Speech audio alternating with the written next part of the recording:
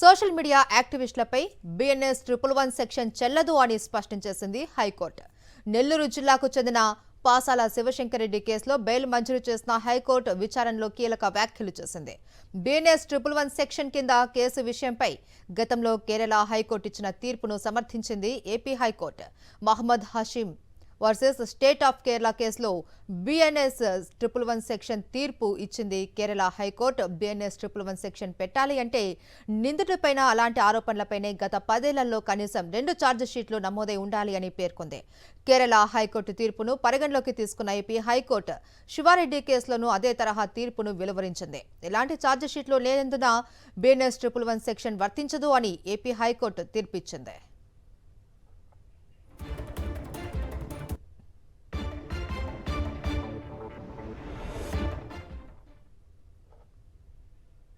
కాగా BNS 111 section పై ఇప్పటికే స్పష్టమైన విధి విధానాలు ఇచ్చింది సుప్రీంకోర్టు. గతంలో Mohammed Ilyas versus Mohammed Bilal Kapadia versus state of Gujarat కేసులో నిందితుడిపైన 1 కంటే ఎక్కువ ఛార్జిషీట్లు ఉంటేనే బిఎన్ఎస్ 111 సెక్షన్ పెట్టాలి అని సుప్రీంకోర్టు స్పష్టం చేసింది. వ్యవస్థీకృత నేరాలకు సంబంధించిన కేసుల్లోనే ఈ సెక్షన్ అమలు చేయాలి అని స్పష్టం చేసింది సర్వోన్నత న్యాయస్థానం. అటు సుప్రీంకోర్టు ఇటు కేరళ హైకోర్టు తీర్పుల నేపథ్యంలో ఇప్పుడు పాసాల శివశంకర్ రెడ్డి కేసుపై విచారణ జరిపిన ఏపీ హైకోర్టు ఆయనపై బిఎన్ఎస్ 111 సెక్షన్ కింద కేసు నమోదు చెల్లదు అని తీర్పు ఇచ్చింది. బెయిల్ కూడా మంజూరు చేసింది. రైట్, బిఎన్ఎస్ 111 సెక్షన్ పై ఇప్పటికే స్పష్టమైన విధి విధానాలు ఇచ్చింది సుప్రీంకోర్టు. గతంలో కూడా ఇలాంటి సందర్భంలోనే సుప్రీంకోర్టు తన విధి విధానాలను ప్రకటించింది. అయితే దీనికి సంబంధించి తాజా సమాచారం మన న్యూస్ రూమ్ నుంచి కరెస్పాండెంట్ ఇస్మాయిల్ అందిస్తారు. ఇస్మాయిల్, చెప్పండి, బిఎన్ఎస్ 111 సెక్షన్ కి సంబంధించి గతంలో కూడా కేరళ కోర్టు కానీ హైకోర్టు కానీ సుప్రీంకోర్టు కానీ కొన్ని వ్యాఖ్యలు చేసింది. ఇప్పుడు కూడా మనకు ఏపీలో లాంటి సెక్షన్ గురించి మాటలు వస్తున్నాయి. ఏంటి దీనికి సంబంధించి పూర్తి డీటెయిల్స్? మనం బిఎన్ఎస్ 111 గురించి మాట్లాడుతుంటే కొద్ది రోజుల నుంచి ముఖ్యంగా ఆంధ్రప్రదేశ్లో కూటమి సర్కార్ వచ్చిన తర్వాత ఎవరైతే యాక్టివిస్టులు ఉన్నారో, ఎవరైతే సోషల్ మీడియాలో ప్రభుత్వాన్ని ప్రశ్నించే వాళ్ళు ఉన్నారో, ఎవరైతే తప్పును ప్రశ్నించే వాళ్ళు ఉన్నారో వాళ్ళపైన ఈ 111 యాక్ట్ అనేటువంటిది పెట్టడం జరుగుతుంది. అయితే ఈ బిఎన్ఎస్ 111 అనేటువంటి సెక్షన్ ఏదైతే ఉందో ఈ సెక్షన్ ఎక్కడ కూడా వ్యక్తిగతంగా లేదంటే వ్యక్తిగతమైనటువంటి స్వేచ్ఛ ఉందో దానికి అనుగుణంగా సోషల్ మీడియాలో పోస్టులు పెట్టే వాళ్ళకి ఇది వర్తించదు. బిఎన్ఎస్ 111 అనేటువంటిది డైరెక్ట్గా మనం చూడొచ్చు. సుప్రీంకోర్టు చాలా స్పష్టంగా దీనికి సంబంధించి గత 2 కేసుల్లో ఎప్పుడు ఈ సెక్షన్ పెట్టొచ్చు అనేటువంటి దాన్ని చెప్పింది. నేను దానికి సంబంధించి ఎప్పుడైతే నిన్న ఏపీ హైకోర్టు ఇచ్చినటువంటి తీర్పు సందర్భంగా నిన్న కేసు ఏదైతే పాసాల శివశంకర్ రెడ్డికి సంబంధించిన కేసు సందర్భంగా వచ్చినటువంటి ఆర్గ్యుమెంట్స్ను నేను మీ దగ్గర పెట్టేటువంటి ప్రయత్నం చేస్తున్నాను. తీర్పు కాపీలో ఉన్నటువంటి ఆర్గ్యుమెంట్స్ ఇది. The honourable supreme Court in the matter of state of Maharashtra versus state of alias Shivaji Ramji Sonawar and others was dealing with the Maharashtra Control and Organized Crime Act 1999 Act, that the offence organized crime of the act, the Honorable Supreme Court has held that only if organized crime is committed by the accused after the promulgation of Mokoka Act, that he may be seen in the light of previous charge sheet which is taken cognizance by the competent court. అంటే మహారాష్ట్రలో మొకోకా act ఏదైతే ఉందో మొకోకా act తీసేసిన తర్వాత దానికి సంబంధించినటువంటి క్రైమ్లో చేసినటువంటి అటువంటి క్రైమ్ చేసినటువంటి వాళ్లకు 2 ఛార్జ్ షీట్లు అంటే నిన్న ఏపీ హైకోర్టు ఇచ్చినటువంటి తీర్పు మనం చూస్తే ఎవరైనా ఒక వ్యక్తి ఒక నేరం చేసి వ్యవస్థీకృతమైనటువంటి నేరం చేసి ఆ నేరానికి సంబంధించి పోలీసులు ఛార్జ్ షీట్ వేసి ఆ ఛార్జ్ షీట్ని కోర్టు పరిగణలోకి తీసుకొని ఛార్జెస్ ఫ్రేమ్ అయి ఉంటే 2 ఛార్జ్ షీట్లు ఫ్రేమ్ అయి ఉంటే అది గత 10 ఏళ్ల కాలంలో ఆ వ్యక్తి మీద బిఎన్ఎస్ అటువంటి నేరమే చేస్తే ఆ వ్యక్తి మీద బిఎన్ఎస్ 111 సెక్షన్ అనేటువంటిది పెట్టే అవకాశం ఉంది. అంటే ఒక వ్యక్తి మీద, నేను మళ్ళీ చెప్తున్నాను, దీన్ని చాలా రోజుల నుంచి బిఎన్ఎస్ 111 అనేటువంటి దాన్ని చాలామంది పోలీసులు ఎస్హెచ్ఓలు చాలా ఈజీగా పొలిటికల్ ప్రెషర్ వల్ల కావచ్చు, లేకుంటే రాజకీయ కక్షలు తీసేటువంటి ప్రయత్నం కావచ్చు, లేకుంటే కొంతమంది ఆఫీసర్లు అయితే వ్యక్తిగతంగా ఉన్నటువంటి వైరం వల్ల కావచ్చు ఈ సెక్షన్ని చాలా నార్మల్గా వాడేస్తున్నారు. బిఎన్ఎస్ 111 అనేటువంటి సెక్షను దాదాపు 39 మంది మీద పెట్టాము అనేటువంటిది నిన్న కోర్టుకు పబ్లిక్ ప్రాసిక్యూటర్ చెప్పినటువంటి మాట. వాళ్ళే 39 మంది చెప్తున్నారు, కానీ అంతకంటే ఎక్కువ మంది పైన ఈ సెక్షన్ అనేటువంటిది పెట్టడం జరిగింది. సోషల్ మీడియా యాక్టివిస్టుల మీద కేవలం మీరు ఎందుకు సూపర్ 6 ఇవ్వలేదు, మీరెందుకు ప్రభుత్వం ఇటువంటి తప్పులు చేస్తుంది అని సోషల్ మీడియాలో పోస్ట్ పెట్టే వాళ్ళపై కూడా ఇటువంటి దారుణమైనటువంటి సెక్షన్ పెట్టడం జరిగింది. సో బిఎన్ఎస్ 111 అనేటువంటి సెక్షన్ ఎందుకు పెడుతున్నారు అంటే ఇది నాన్ బెయిలబుల్, ఇది దీనివల్ల ఎక్కువ కాలం వాళ్ళని జైల్లో పెట్టొచ్చు, వాళ్ళని వేధించవచ్చు అనేటువంటి కారణంగా ఈ బిఎన్ఎస్ 111 అనేటువంటి సెక్షన్ తీసుకొచ్చి పెడుతున్నారు. ఇదే అంశంపైన స్పందించడానికి లాయర్ బాలా మనకు అందుబాటులో ఉన్నారు, వారితో మాట్లాడండి ఒకసారి. రైట్, మనం చూడొచ్చు బాల కూడా నాతో ఉన్నారు. బట్ డెఫినెట్గా సుప్రీంకోర్టు చాలా స్పష్టంగా ఇటువంటి డైరెక్షన్స్ ఇచ్చిన తర్వాత కూడా బిఎన్ఎస్ 111 పెడుతుంది. సో బిఎన్ఎస్ 111 పెట్టాలి అంటే నేను మళ్ళీ క్లియర్గా చెప్తున్నాను, గత 10 ఏళ్ల కాలంలో ఒక వ్యవస్థీకృతమైనటువంటి నేరాలు 2 చేసి దానికి సంబంధించి పోలీసులు ఛార్జ్షీట్ వేసి కోర్టులో ఆ ఛార్జ్షీట్ను కోర్టు కాగ్నిజెన్స్లోకి తీసుకొని ఛార్జెస్ ఫ్రేమ్ అయి ఉండి ఇప్పుడు మళ్ళీ అదే తప్పు చేస్తే మాత్రమే బిఎన్ఎస్ 111 ఉండాలి. సో ఆంధ్రప్రదేశ్ పోలీసులు చాలా తీవ్రంగా దీన్ని వాడుతున్నారు, దీన్ని దురుపయోగిస్తున్నారు అనేటువంటి ఉంది. నాతో పాటు లాయర్ బాలా గారు ఉన్నారు. సార్, నిన్న మనం చూడొచ్చు హైకోర్టు ఒక చారిత్రాత్మకమైనటువంటి తీర్పు ఇచ్చింది. కేరళ హైకోర్టు ఇచ్చినటువంటి తీర్పును పరిగణలోకి తీసుకుంది. సో ఇప్పుడు దీని తర్వాత ఎవరైతే దీన్ని వైలేషన్స్ చేస్తున్నారో, ఎవరైతే అందరి మీద యథాలాపంగా 111 సెక్షన్ పెడుతున్నారో అటువంటి అధికారుల మీద ఎటువంటి చర్యలు ఉంటాయి ఫ్యూచర్లో? బాలా గారు. ఇస్మాయిల్ గారు, గుడ్ మార్నింగ్ అండి. అలాగే మీకు సాక్షి టీవీ వాళ్ళకి కూడా. ఒకటి, ఈ రోజు మనం ఆంధ్రప్రదేశ్ లో ఒకసారి చూసుకుంటే మీరు అన్నట్టు చారిత్రాత్మకంగా ఆర్జీవి గారి కేసు కూడా ల్యాండ్ మార్క్ అనేది ఒక సెట్ అయి కూర్చుందండి. ఎందుకంటే సోషల్ మీడియా మీద ఎక్స్ప్రెషన్స్, అంటే మన యొక్క ఎక్స్ప్రెషన్స్ ని ఆర్టికల్ 19 ని ఎక్స్ప్రెస్ చేసుకోలేని, రైట్ ని ఎక్సర్సైజ్ చేసుకోలేని పరిస్థితిని ఈ రోజు తీసుకొచ్చి ప్రస్తుతం ఉన్న ప్రభుత్వం పోలీసు వాళ్ళ చేత ఒక మెకానిజం గా ఒక ఓమ్ని బస్ లాగా అందరి మీద ఎఫ్ఐఆర్లు కట్టేయడము, 111 సెక్షన్స్ పెట్టేయడము, అలానే ఆర్గనైజ్డ్ క్రైమ్స్ కింద దీన్ని పరిగణించడము చేయడం జరుగుతుంది. అయితే ఎవరైతే మైండ్ అప్లికేషన్, అంటే జ్యుడిషియల్ సెగ్మెంట్స్ లో దీన్ని మైండ్ అప్లికేషన్ అని అంటారు. అంటే common mind application, judicial mind application, law mind application చేయకుండా ఏ ఆఫీసర్ అయితే disobedience of act, non sovereign duties ఎవరైతే చేస్తారో వాళ్ళ మీద చర్యలు కూడా తీసుకోవచ్చు అనమాట. డిసిప్లినరీ యాక్షన్స్ తీసుకొని వీళ్ళని పనిష్ చేసి, ఎందుకంటే కామన్ మ్యాన్ కి వీళ్ళకి అవగాహన లేకపోవడం వల్ల, వీళ్ళకి ట్రైనింగ్ లేకపోవడం వల్ల, పోలీస్ డిపార్ట్మెంట్ కి ప్రాపర్ గా చట్టాల మీద అవగాహన లేకపోవడము, ట్రైనింగ్ లేకపోవడము, దాని అప్లికేషన్స్ ఏ విధంగా అప్లై చేయాలని అప్లికేషన్స్ రాకపోవడము, దీని వల్ల ప్రభుత్వం చేసే తప్పుల వల్ల ప్రజల యొక్క భవిష్యత్తు, బతుకు, జీవితము మొత్తం కోల్పోతున్నారు. ఎందుకంటే వీళ్ళు చేసేస్తున్నారు, తర్వాత కోర్టులో చూసుకోండి అని చెప్పేస్తున్నారు. కానీ ఆ లోపల జరిగే డ్యామేజ్ మొత్తం ఏదైతే జరుగుతుందో డెఫినెట్ గా మనం పోలీస్ వాళ్ళ వాళ్ళ మీద డిసిప్లిన్ యాక్షన్ తీసుకొని వాళ్ళ చేతనే కంపెన్సేషన్ కట్టించామని చెప్పి క్లైమ్స్ కూడా చేయాల్సిన పరిస్థితి కూడా మనకు ఇప్పుడు సందర్భిస్తున్నాయండి. ఎందుకంటే కేరళ హైకోర్టు కావచ్చు, సుప్రీంకోర్టు కావచ్చు, చాలా సందర్భాల్లో ఈవెన్ యుఎస్ లో కూడా ఒక కేసు ఇలాంటిది వస్తే ఆర్గనైజ్డ్ క్రైమ్ అనేది ఏంటి అనేది కూడా డెఫినేషన్ చేయడం జరిగింది. మీరు ఈ రోజు ఏదైతే నిన్న మనకు చారిత్రాత్మక తీర్పు ఇచ్చిన హైకోర్టు, దాన్ని ఈ రోజు మీరు డిస్కషన్ చేస్తున్నారో దాంట్లో కూడా చాలా కేటగిరికల్ గా రాస్తుంది. ఆర్గనైజ్డ్ క్రైమ్ అంటే గత 10 years లో ఎప్పుడైనా కూడా ఛార్జ్ షీట్ ఫైల్ చేసి ఆ ఛార్జ్ షీట్ ని కన్సెంట్ కాంపిటెంట్ కోర్ట్ దాని కాగ్నిజబుల్ తీసుకొని ఉండాలి. కాగ్నిజబుల్ మీనింగ్ ఏంటంటే ఛార్జ్ షీట్ ఫైల్ చేసినంత మాత్రాన సరిపోదు. ఛార్జ్ షీట్ ఫైల్ చేసి కోర్టు దాన్ని కాగ్నిజెన్స్ లోకి చార్జెస్ ఫ్రేమ్ చేసిన తర్వాతనే ట్రయల్ కన్విన్స్ అయితే అప్పుడు దాన్ని కాగ్నిజెన్స్ లో తీసుకున్నట్టు లెక్కకు వస్తుంది. ఇవన్నీ అవగాహన లేకపోవడం వల్ల, పోలీస్ డిపార్ట్మెంట్ లో ప్రాపర్ గా ట్రైనింగ్స్ లేకపోవడం వల్ల ఈ రోజు వరకు కూడా మనకు ఆంధ్రప్రదేశ్ రాష్ట్రం విభజన జరిగిన తర్వాత 10 years అయిన తర్వాత కూడా ప్రాపర్ గా ఈ రోజు కూడా అకాడమీలో వీళ్ళకి ట్రైనింగ్స్ లేకపోవడము, కొత్త చట్టాల మీద అవగాహన లేకపోవడము, ఎలా పడితే అలా లెఫ్ట్ సెక్షన్స్ పెట్టేసి బాలగారు, ఒక విషయము, నిన్న ఈ మొత్తం ఏదైతే ఈ పాసాల శివశంకర్ రెడ్డి కేసుకు సంబంధించిన ఆర్గ్యుమెంట్ జరుగుతున్న టైంలో ఎవరైతే పబ్లిక్ ప్రాసిక్యూటర్ ఉన్నారో ఆయన ఒక విషయం ఏం చెప్పారంటే, మేము 39 మంది మీద ఇటువంటి సోషల్ మీడియా యాక్ట్ల మీద కేసు పెట్టామని ఆయనే చెప్తున్నారు. చాలా మందికి అంటే ఇది కేవలం అవగాహన లేకుండా పెట్టినటువంటి కేసులు కాకుండా ఇది ఒక ఆర్గనైజ్డ్గా డిపార్ట్మెంట్ మీద కొంతమంది ఒత్తిడి తీసుకొచ్చి, లేదంటే కొంతమంది కావాలని గవర్నమెంట్లో ఉన్నటువంటి పెద్దలు పోలీసులతోని, ముఖ్యంగా ఎవరైతే ఇన్వెస్టిగేషన్ ఆఫీసర్లు ఉన్నారో, హెచ్హెచ్ఓలు ఉన్నారో వాళ్ళతో ఈ సెక్షన్ను పెట్టాలి అనేటువంటిది చేయిస్తున్నారు అనేటువంటి ఒక ఆరోపణ వస్తుంది. కావాలని వాళ్ళు పెట్టిస్తున్నారు. దీని మీద మనము మీరు అనేది ఖచ్చితంగా కరెక్ట్ ఇస్మాయిల్ గారు. దీని మీద మనము సిబిఐ ఎంక్వైరీ కోరాల్సిన అవసరం కూడా ఉంది.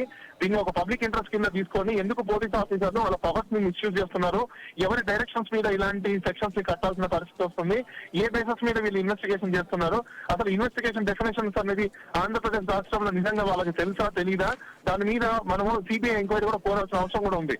ఎందుకంటే ఎవరో చెప్పిన డైరెక్షన్స్ మీద, రాజకీయ నాయకులు చెప్పిన ఒత్తిడి మీద ఈ రోజు మనం కోర్టులో చూసాం. ఇప్పుడు మీరే అన్నారు పీపీ కూడా ఒప్పుకున్నారు అంటే వాస్తవంగా పబ్లిక్ ప్రాసిక్యూటర్ కానీ, జీపీ హోమ్ కానీ తెలియనప్పుడు పోలీస్ డిపార్ట్మెంట్ వాళ్ళకు దీని మీద ట్రైనింగ్ వాళ్ళు కూడా ఇవ్వాల్సిన అవసరం ఉంటుంది.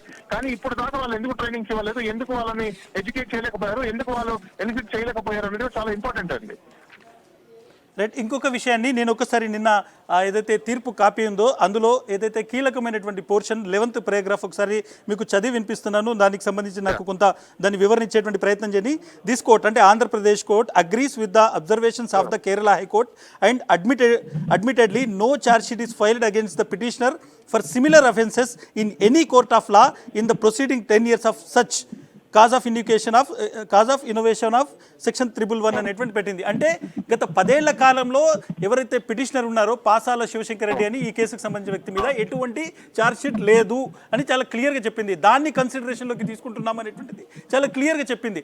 అంటే ఒక తీర్పులో 10 ఏళ్ల కాలంలో ఎక్కడ ఛార్జ్షీట్లు 2 లేవు కాబట్టి బిఎన్ఎస్ 111 అనేటువంటిది వర్తించదు అనేటువంటిది కోర్టు ఇక్కడ చెప్తున్నట్టు నాకు అర్థమవుతుంది. So what is your interpretation? ఏం చెప్తారు దీనికి సంబంధించి? కరెక్ట్ అండి. మీరు ఏదైతే పేరా 11 రీడ్ చేశారో నేను వన్స్ అగైన్ రీరిటేట్ అండి, ఒక్క సెకండ్. పేరా 11 మనకి ఏం చెప్తుందంటే కోర్టు చాలా క్లియర్ గా చెప్పిందండి. దిస్ కోర్ట్ అగ్రీ అంటే కోర్టు అగ్రీ అయింది with the observations of the Kerala high court and admittedly no charge sheet has filed against the petitioner for similar offences in any court of law in the presiding 10 years as such. అంటే ఏ competent కోర్టులో కూడా ఇలాంటి same similarity ఉన్న offences మీద 10 సంవత్సరాల కింద back ఎక్కడే కానీ ఈయన మీద ఛార్జ్ షీట్ ఫైల్ చేయలేదు.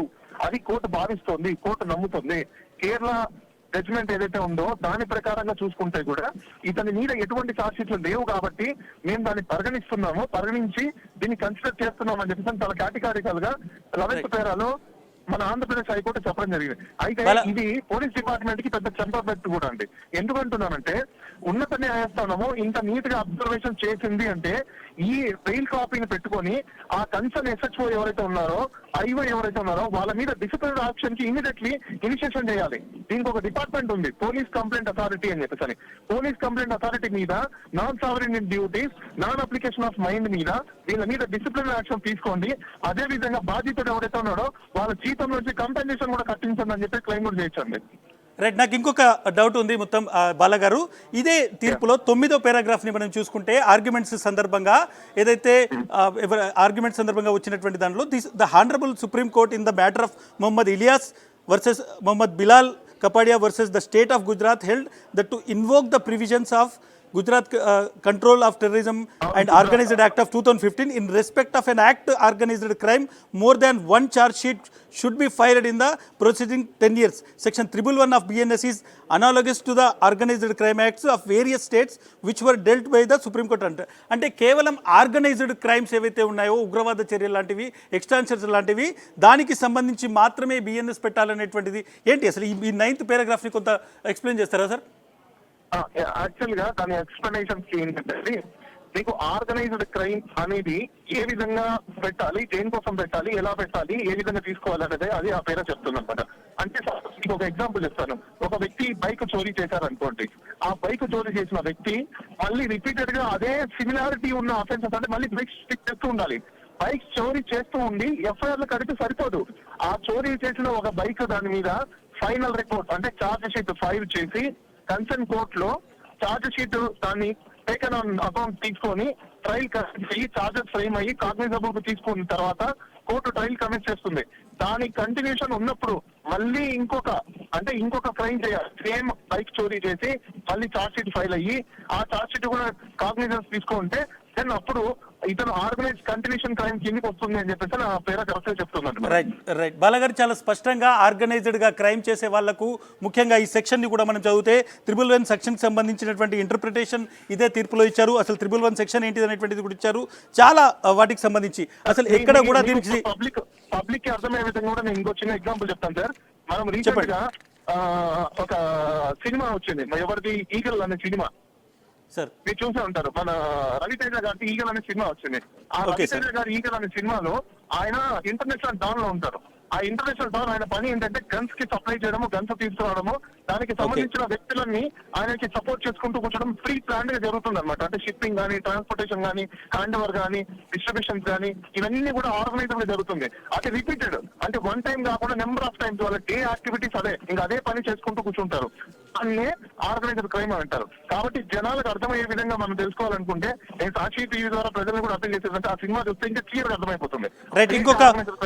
ఇంకొక ఫైనల్ అండ్ ఇంపార్టెంట్ 111 బిఎన్ఎస్ కి సంబంధించి అసలు 111 బిఎన్ఎస్ ఎందుకు ఇంత సీరియస్ సెక్షన్ అంటే చెప్పేటువంటి ప్రయత్నం చెప్తాను. Section 111 BNS 2023 defines organised crime covering A range of offences including kidnapping, robbery, vehicle theft, extortion, contract killing, cyber crimes, human trafficking, ఇవన్నీ చాలా తీవ్రమైనటువంటి నేరాలు. ఈ సైబర్ క్రైమ్ అనేటువంటి ఒకే ఒక పదాన్ని పట్టుకొని ఆంధ్రప్రదేశ్ గవర్నమెంట్ ఈ సైబర్ క్రైమ్ అనేటువంటి ఒక పదాన్ని పట్టుకొని దానిలోకి ఎవరైతే సోషల్ మీడియాలో పోస్ట్ చేస్తున్నారో దానిలను తీసుకురావడం జరిగింది. సైబర్ క్రైమ్స్ అనేటువంటిది ఏంటిదంటే జంతారా కావచ్చు, ఇటువంటి సైబర్ క్రైమ్స్ కూడా నేను ఎక్స్ప్లెయిన్ చేయాలనుకుంటున్నాను. Please explain, sir.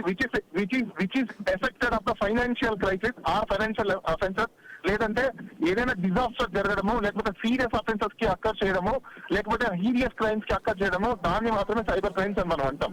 అలానే అంతేగాని సోషల్ మీడియా పోస్టులు పెట్టేవో, లేకపోతే కామెంట్స్ పెట్టేవో, లేకపోతే కింద కామెంటరీలో రాసేవో, మీడియాలో పబ్లిష్ అయినవో, it is not comes under the purview of the cyber crimes. Cyber crime అంటేనే ఒక క్రైమ్ ఏదైతే ఉంటుందో, జనరల్ గా మనకు ఐపీసీ బిఎన్ఎస్ ప్రకారం క్రైమ్స్ ఏవైతే డిఫైన్ అయి ఉన్నాయో ఆ క్రైమ్ అన్ని వర్చువల్ గా చేయడం.